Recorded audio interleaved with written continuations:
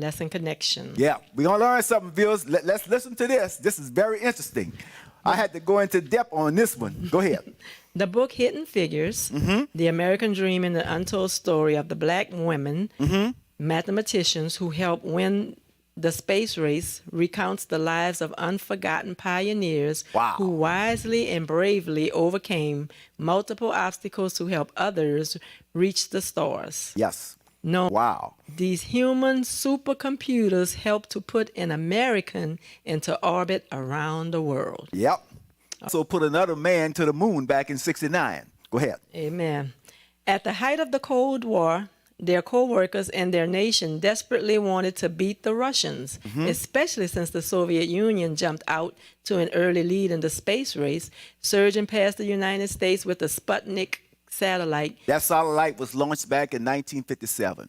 They were the first man to launch a satellite. Russia was the first country to launch a satellite into space in 1957. Go ahead on, sis. Amen. And the first human in space.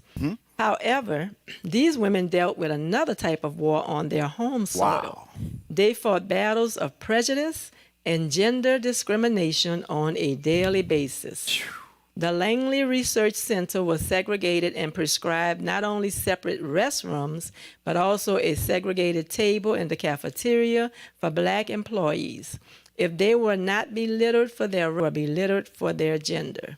Wow. Despite all these challenges, the women acted in wisdom, outperforming their male counterparts and finding solutions others simply could not find. As America reached for the stars, these women met wisdom produced the tangible result of putting a man in Earth's orbit. Amid the flare of rockets, flashing cameras, and a sea of prejudice, the worth of these women or these ladies of wisdom was forgotten.